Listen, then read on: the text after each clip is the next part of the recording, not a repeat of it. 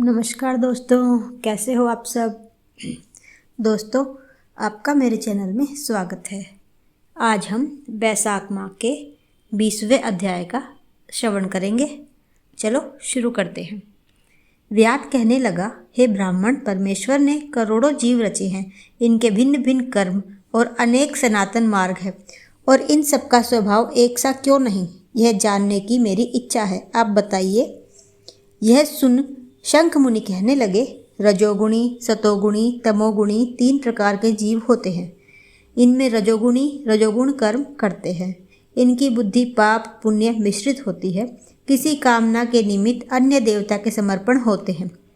अतः यह पाप और पुण्य दोनों करते हैं, जिनसे स्वर्ग और नरक दोनों को भोग कर संसार में बार बार जन्म लेते हैं। तमोगुणी तमोगुण के कर्म करते हैं। वे निष्ठुर निर्दय देवताओं का पूजा करते हैं, पूजन करके और अपने सबके अवगुणों को उनके समक्ष प्रस्तुत करते हैं और सबसे द्वेष रखते हैं, जिससे बहुत दुखी रहते हैं। राक्षसों से लेकर पिशाच तक सब तामसी गति को पाते हैं। सतोगुण कर्म करते हैं। ये धर्मशील, दयावान, श्रद्धावान, पराई निंदा न करने वाले तथा कामना रहित होते हैं, जिससे ऊर्ध्व लोक को जाते हैं। संसार में कभी कभी इन गुणों में विषमता भी हो जाती है। इसी कारण ऊंचे नीचे कर्म करने से सुख दुख अभाव पाते हैं और प्रकृति का कभी नाश नहीं होता। अपने अपने गुणों से कर्मों के फल भोगने पड़ते हैं। पूर्ण काम विष्णु भगवान में कोई विषमता नहीं। वे उत्पत्ति, पालन और संहार समान भाव से करते हैं। व्यास कहने लगा, हे मुने, पूर्ण भोग वाले मनुष्यों की मुक्ति कब होती है? सृष्टि काल या अंत काल अथवा स्थिति काल में? और इनके काल की मर्यादा कितनी है? तब शंख बोले, 4 सहस्त्र युग ब्रह्मा जी का एक दिन और इतनी ही एक रात्रि होती है, जो मिलाकर ब्रह्मा का एक दिन होता है। 15 दिन का एक पक्ष और 2 पक्ष का एक मास, 2 मास की एक ऋतु, 3 ऋतुओं का एक अयन होता है और 2 अयन का एक वर्ष होता है। इसी प्रकार ब्रह्मा जी के 100 वर्ष व्यतीत होने पर ब्रह्मकल्प पूरा होता है। वही प्रलय का समय है, ऐसा देवताओं का मत है। प्रलय 3 प्रकार की होती है। एक मानव प्रलय, जब मनुष्यों का अंत होता है। दूसरा दैनंदिन प्रलय, ब्रह्मा जी के दिन की समाप्ति के समय होती है। तीसरी ब्रह्म प्रलय, जो ब्रह्मा जी के लय के समय होती है। 14 मनु के प्रलय होने पर एक दैनंदिन प्रलय होती है। इन प्रलयों की उतनी ही अवधि पर्यंत स्थिति रहती है। मनवंतर प्रयत्न में भूर्व स्व तीनों लोकों का लय होकर चेतन जीवों का ही नाश होता है। लोकों के स्वरूप का नहीं, केवल उन लोकों के पूर्ववत जल प्लावन हो जाता है। अंत में चेतन जीवों की पुनः उत्पत्ति होती है।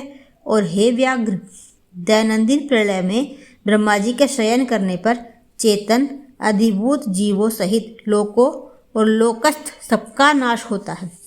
केवल सत्यलोक रह जाता है। कोई कोई तत्वाभिमानी देवता और मुनि ही तथा सत्यलोक के शयन करने वाले ही बचे रहते हैं। वे सब कल्पांत तक सोते रहते हैं। फिर रात्रि के समाप्त होने पर पूर्व सृष्टि के अनुसार ब्रह्मा जी सृष्टि की पुनः रचना करते हैं। ऋषि, देव, पितृलोक और वर्ण धर्मों सहित 4 वर्णों को अलग अलग रचते हैं। तब चक्रधारी विष्णु के दशावतार पुनः नियम के अनुसार होते हैं।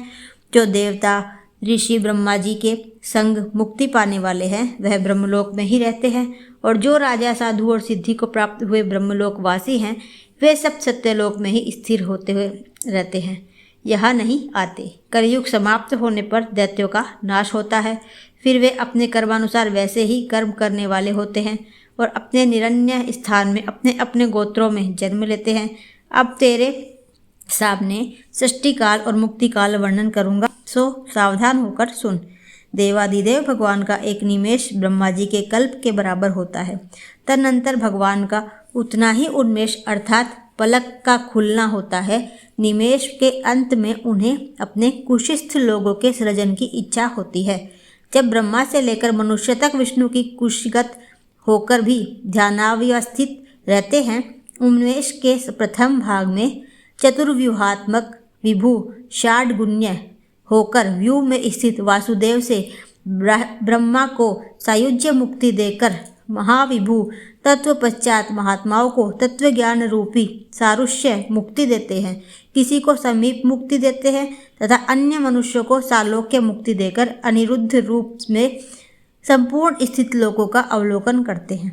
प्रद्युम्न से सृष्टि के रचने का विचार करके माया, जया, कृति और शांति आदि शक्ति से युक्त महाविष्णु भगवान भिन्न कर्म और आशय वाले लोक की रचना करने वाले, स्वयं पूर्व काल नेत्र खोलने के अंत में फिर विष्णु भगवान योग माया का आश्रय लेते हैं। व्यूहस्थ संकर्षण से चराचर नाश करते हैं। यह सब उस महात्मा का अवर्णनीय काम है। यह कार्य ब्रह्मादिक और योगियों द्वारा भी अकथनीय है। यह सुन व्याग ने पूछा, हे महाराज, भागवत धर्म कौन से हैं और किन धर्मों से विष्णु भगवान प्रसन्न होते हैं?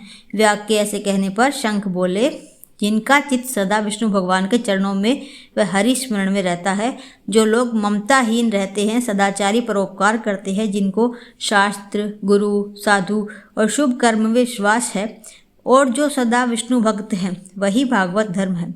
सब देशों में घूमना, सब कर्मों को करना, धर्मों को सुनना, परंतु चित्त को विषयों में रखने वाले कुछ भी नहीं कर सकते। कामना रहित होकर श्रद्धापूर्वक जो विष्णु संबंधी धर्म किए जाते हैं, वही भागवत धर्म है। इस लोक में परलोक में सुख देने वाले क्षीर सागर में लक्ष्मी जी को भगवान ने वैशाखोक्त धर्म बतलाए और जो विष्णु भगवान को प्रसन्न करते हैं, धन पाकर बावड़ी, कुआं, सरोवर बनवाना, मार्ग में छाया करना, प्याऊ बनवाना, सुपात्रों को दान करना, छतरी, जूता, खड़ाऊ, सुगंधित द्रव्य, कपूर, पुष्प, तांबुल, गोरस, शहद, चटाई, कंबल, पलंग, वस्त्र, अन्न का दान और गौदान, रास्ते के थके हुए ब्राह्मणों आदि के चरण धोना, पंखा से हवा करना, उबटना करना, शरबत पिलाना, नमक मिली छाछ, ईख, ककड़ी तथा रसायन का दान संपूर्ण पापों को नाश करने वाले हैं। पितृश्वरों को तर्पण करें, तेल उपटन छोड़ दें, कांसे के पात्र में भोजन न करें, निषिद्ध भोजन और व्यर्थ विवाद न करें, लौकी, गाजर, तोरई, चौलाई, बैंगन, मसूर, मूली, गूलर, बेलफल, लिसोड़ा का सेवन वैशाख में भूल करके भी न करें, नहीं तो चांडाल की योनि में जन्म लेकर 100 जन्मों तक पशु बनेगा। मधुसूदन भगवान की प्रसन्नता के लिए प्रातःकाल स्नान कर विष्णु भगवान की प्रतिमा बनवा वस्त्र आभूषणों से सुसज्जित कर नित्य कर्म पूजन करें और वैशाख महात्म्य की कथा मन लगाकर सुने। तब ब्राह्मणों को भोजन करा दक्षिणा सहित प्रतिमा ब्राह्मण को अर्पण करें। वैशाख की द्वादशी को दही और अन्नदान का जल का घड़ा, तांबुल, फल और दक्षिणा योग्य ब्राह्मण को दें। धर्मराज को प्रसन्न करने के लिए दही और अन्न, तांबुल, दक्षिणा दान करें। पहले दही और अन्न से पितृश्वरों की तृप्ति को अक्षत दें, फिर गुरु और विष्णु को दें और यथाशक्ति गौदान कर वैकुंठ प्राप्ति के निमित्त विष्णु भगवान से प्रार्थना करें। ऐसा करने से सब पापों से छूट अपने 100 कुलों का उद्धार कर सूर्य मंडल को वेद विष्णु के परम धाम को जाता है। जब श्रुतदेव जी वैशाख मास के धर्मों की कथा कह रहे थे, इतने में ही वहाँ पंचशाखी वृक्ष पृथ्वी पर गिर पड़ा और उस वृक्ष की कोटर में से एक बड़ा भयंकर सर्प तत्काल पाप रूपी देह का त्याग कर हाथ जोड़कर सिर झुका वहाँ बैठ गया। यहाँ पर 20वां अध्याय समाप्त होता है।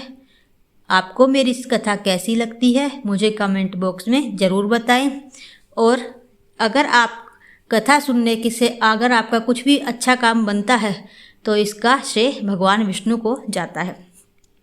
आपको मेरी कथा एक साथ अगर सुननी हो तो मेरी प्लेलिस्ट में जाकर सुन सकते हो। राधे राधे।